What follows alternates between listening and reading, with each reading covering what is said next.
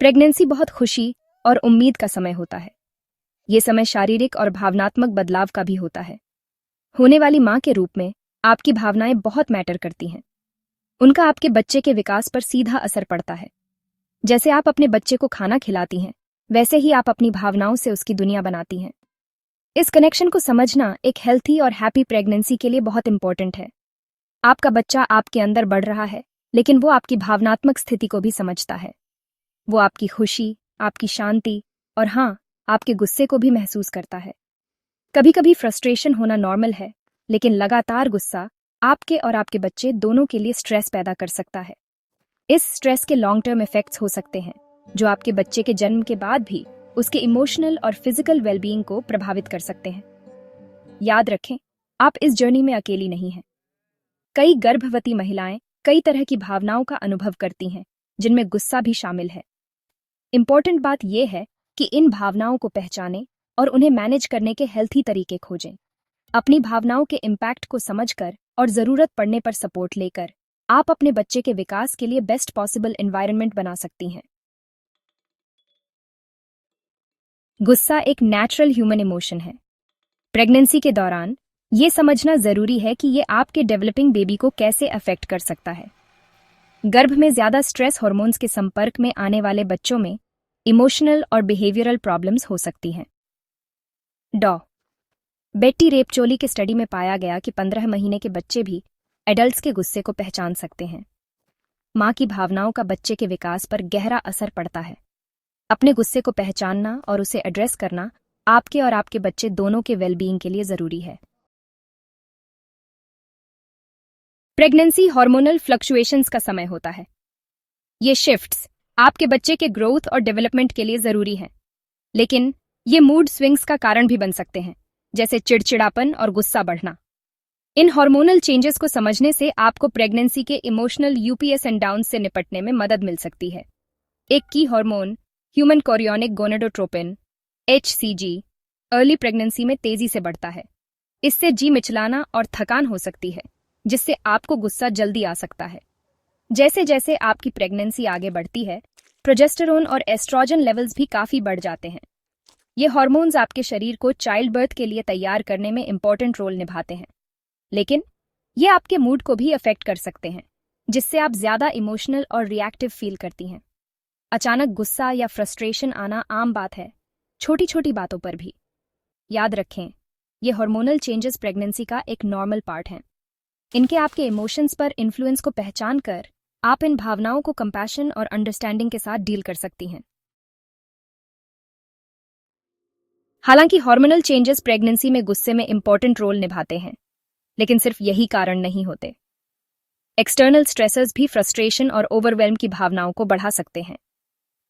ये stressors hormonal fluctuations के effects को और बढ़ा सकते हैं, जिससे गुस्से को मैनेज करना और भी मुश्किल हो जाता है। प्रेगनेंसी में थकान होना आम बात है, खासकर फर्स्ट और थर्ड ट्राइमेस्टर में। नींद की कमी आपको थका हुआ और चिड़चिड़ा बना सकती है, जिससे आपको गुस्सा जल्दी आ सकता है। शारीरिक तकलीफ जैसे पीठ दर्द, जी मिचलाना और बार बार पेशाब आना भी फ्रस्ट्रेशन की भावनाओं को बढ़ा सकते हैं। फिजिकल चेंजेस के अलावा प्रेगनेंसी अक्सर लाइफ में बड़े एडजस्टमेंट्स लाती है। आपको नए फाइनेंशियल प्रेशर्स, करियर चेंजेस या रिलेशनशिप डायनामिक्स में एडजस्टमेंट्स का सामना करना पड़ सकता है। ये स्ट्रेसर्स आपकी इमोशनल वेलबीइंग पर असर डाल सकते हैं, जिससे आपको गुस्सा जल्दी आ सकता है। याद रखें, आपके गुस्से में योगदान देने वाले इंटरनल और एक्सटर्नल दोनों फैक्टर्स को पहचानना और एड्रेस करना जरूरी है। अपने स्ट्रेसर्स को आइडेंटिफाई करके और सपोर्ट लेकर आप अपने इमोशंस को इफेक्टिवली मैनेज करने के लिए हेल्थी कोपिंग मैकेनिज्म्स डेवलप कर सकती हैं। सेक्शन 5, शांत रहना, गुस्सा मैनेज करने के प्रैक्टिकल टिप्स। प्रेगनेंसी के दौरान गुस्से को मैनेज करना आपके और आपके बच्चे के डेवलपमेंट दोनों के लिए जरूरी है। कभी कभी फ्रस्ट्रेशन होना नॉर्मल है, लेकिन गुस्से से कोप करने के हेल्थी तरीके ढूंढना जरूरी है। गुस्से के उन मोमेंट्स से निपटने में आपकी मदद करने के लिए कुछ प्रैक्टिकल टिप्स दिए गए हैं। 1, रुकें और सांस लें। जब आपको गुस्सा आ रहा हो तो एक पल रुकें और कुछ गहरी सांसें लें।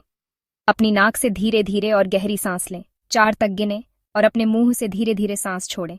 अपने नर्वस सिस्टम को शांत करने के लिए इसे कई बार दोहराएं। 2, अपने ट्रिगर्स को पहचानें। ध्यान दें कि किन चीज़ों से आपको गुस्सा आता है। क्या यह कोई खास इंसान, सिचुएशन या सोचने का तरीका है? एक बार जब आप अपने ट्रिगर्स को पहचान लेते हैं, तो आप उनसे बचने या उन्हें इफेक्टिवली मैनेज करने के लिए स्ट्रैटेजीज बना सकते हैं। 3. अपनी भावनाओं को सही तरीके से एक्सप्रेस करें। गुस्से को दबाना नुकसानदेह हो सकता है। अपनी भावनाओं को एक्सप्रेस करने के हेल्थी तरीके खोजें, जैसे किसी ट्रस्टेड फ्रेंड, फैमिली मेंबर या थेरेपिस्ट से बात करें। दूसरों पर ब्लेम किए बिना अपनी भावनाओं को असर्टिवली बताने के लिए मैं स्टेटमेंट्स का इस्तेमाल करें। 4. रिलैक्सेशन टेक्निक्स का अभ्यास करें। ऐसी एक्टिविटीज़ में शामिल हों जो आपको रिलैक्स और डी स्ट्रेस करने में मदद करें, जैसे prenatal yoga, meditation, calming music सुनना या नेचर में समय बिताना। ये प्रैक्टिसेस एंग्जाइटी को कम करने और पीस की भावना को बढ़ावा देने में मदद कर सकते हैं। याद रखें, गुस्से को मैनेज करना एक कंटिन्यूअस प्रोसेस है। अपने आप पर पेशेंट रहें और ज़रूरत पड़ने पर अपनों या प्रोफेशनल से सपोर्ट लेने से न हिचकिचाएं। सेक्शन 6. कनेक्शन की पावर, एक सपोर्टिव सर्कल बनाना। प्रेगनेंसी बहुत खुशी का समय हो सकता है, लेकिन यह आइसोलेशन या ओवरवेल्म की भावनाएं भी ला सकता है। एक स्ट्रॉन्ग सपोर्ट नेटवर्क बनाना स्ट्रेस मैनेज करने, इमोशनल चैलेंजेस से निपटने और आपके बच्चे दोनों के लिए वेल बीइंग को बढ़ावा देने के लिए जरूरी है। अपने पार्टनर के साथ खुलकर बात करें, अपनी भावनाओं और चिंताओं को शेयर करें। उन्हें बताएं कि वे आपका बेस्ट सपोर्ट कैसे कर सकते हैं, चाहे वो सुनकर, प्रैक्टिकल हेल्प देकर या सिर्फ साथ रहकर। याद रखें, आप इसमें साथ हैं। दूसरी गर्भवती महिलाओं से कनेक्ट करें। प्रीनेटल क्लास या सपोर्ट ग्रुप ज्वाइन करने से एक्सपीरियंसेस शेयर करने, एडवाइस एक्सचेंज करने और सिमिलर जर्नी से गुजर रही महिलाओं के साथ दोस्ती करने के लिए एक सेफ स्पेस मिल सकता है। फैमिली और फ्रेंड्स से मदद मांगने से न डरें, चाहे वो एरेंड्स में मदद हो, सुनने वाला कोई हो या सिर्फ रोने के लिए एक शोल्डर। एक सपोर्टिव नेटवर्क होना बहुत फर्क डाल सकता है। याद रखें, आप अकेली नहीं हैं। एक स्ट्रॉन्ग सपोर्ट सिस्टम बनाना आपकी वेल बीइंग और आपके बच्चे के हेल्थी डेवलपमेंट में एक इन्वेस्टमेंट है। सेक्शन 7. दिमाग और शरीर को पोषण देना, इमोशनल वेलबीइंग के लिए हेल्थी हैबिट्स। प्रेगनेंसी के दौरान अपनी फिजिकल हेल्थ का ध्यान रखना जरूरी है, लेकिन अपनी मेंटल और इमोशनल वेलबीइंग को प्राथमिकता देना भी उतना ही जरूरी है। हेल्थी हैबिट्स अपनाने से आपके मूड को रेगुलेट करने, स्ट्रेस कम करने और काम और बैलेंस की भावना को बढ़ावा देने में मदद मिल सकती है। फलों, सब्जियों, होल ग्रेन्स और लीन प्रोटीन से भरपूर बैलेंस डाइट खाकर अपने शरीर को पोषण दें। दिन भर खूब पानी पीकर हाइड्रेटेड रहें। हर रात 7 से 9 घंटे की अच्छी नींद लेकर स्लीप को प्राथमिकता दें। अगर आपको प्रेगनेंसी से जुड़ी इंसोम्निया की समस्या है, तो रिलैक्सिंग बेड टाइम रूटीन बनाने की कोशिश करें, जैसे गर्म पानी से नहाना, किताब पढ़ना या काल्मिंग म्यूजिक सुनना। प्रेगनेंसी के लिए safe, regular, moderate intensity exercise करके अपने शरीर को मूव करें, जैसे वॉकिंग, स्विमिंग या प्रीनेटल योगा। एक्सरसाइज से एंडोर्फिन्स रिलीज होते हैं, जिनका मूड बूस्टिंग इफेक्ट होता है। ऐसी एक्टिविटीज में शामिल होकर माइंडफुलनेस का अभ्यास करें, जो आपको प्रेजेंट और ग्राउंडेड रहने में मदद करें, जैसे मेडिटेशन, डीप ब्रीदिंग एक्सरसाइजेज या नेचर में समय बिताना। माइंडफुलनेस एंजाइटी को कम करने और इमोशनल रेगुलेशन को बेहतर बनाने में मदद कर सकता है। याद रखें, अपनी फिजिकल और मेंटल हेल्थ का ध्यान रखना सेल्फिश नहीं है। यह आपके और आपके बढ़ते बच्चे दोनों के लिए जरूरी है। सेक्शन 8. एक्सपर्ट गाइडेंस लेना। प्रोफेशनल से कब कंसल्ट करें? हालांकि कभी कभार गुस्सा आना प्रेगनेंसी का एक नॉर्मल पार्ट है, लेकिन लगातार या इंटेंस गुस्सा प्रोफेशनल सपोर्ट की जरूरत का संकेत दे सकता है। अगर आपको अपने इमोशंस मैनेज करने में प्रॉब्लम हो रही है या गुस्सा आपकी डेली लाइफ में इंटरफियर कर रहा है, तो मदद लेने से हिचकिचाएं नहीं। अगर आप इनमें से किसी भी चीज का अनुभव कर रही हैं, तो प्रोफेशनल गाइडेंस लेना जरूरी है। बार बार या इंटेंस गुस्सा आना, अपने गुस्से पर कंट्रोल करने में प्रॉब्लम, ऐसा गुस्सा जो आपके रिलेशनशिप्स या वर्क लाइफ में प्रॉब्लम्स पैदा कर रहा हो, या खुद को या दूसरों को नुकसान पहुंचाने के विचार। एक थेरेपिस्ट आपकी भावनाओं को एक्सप्लोर करने, हेल्थी कोपिंग मैकेनिज्म्स डेवलप करने और किसी भी अंडरलाइंग मेंटल हेल्थ कंसर्न्स को एड्रेस करने के लिए एक सेफ और कॉन्फिडेंशियल स्पेस प्रोवाइड कर सकता है। वे प्रेगनेंसी की यूनिक चैलेंजेस से निपटने और पेरेंटहुड के लिए तैयार होने में भी आपकी मदद कर सकते हैं। याद रखें, प्रोफेशनल हेल्प लेना स्ट्रेंथ की निशानी है, वीकनेस की नहीं। यह आपकी वेलबींग की रक्षा करने और एक हेल्थी प्रेगनेंसी सुनिश्चित करने की दिशा में एक प्रोएक्टिव स्टेप है।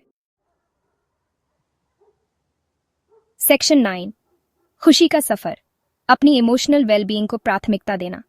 प्रेगनेंसी एक ट्रांसफॉर्मेटिव जर्नी है जो खुशियों और चुनौतियों दोनों से भरा होता है। जैसे जैसे आप इस खास समय के फिजिकल और इमोशनल चेंजेस से गुजरती हैं, अपनी इमोशनल वेलबींग को प्राथमिकता देना याद रखें। अपनी भावनाओं के इम्पैक्ट को समझकर, हेल्थी कोपिंग मैकेनिज्म्स बनाकर और ज़रूरत पड़ने पर सपोर्ट लेकर आप अपने और अपने बढ़ते बच्चे के लिए बेस्ट पॉसिबल एनवायरनमेंट बनाती हैं। प्रेगनेंसी के साथ आने वाली भावनाओं को अपनाएं, यह मानते हुए कि गुस्सा एक्सपीरियंस का एक नॉर्मल पार्ट है। सेल्फ कंपैशन का अभ्यास करें और loved ones, health care providers या मेंटल हेल्थ प्रोफेशनल्स से सपोर्ट लें। याद रखें, आप अकेली नहीं हैं।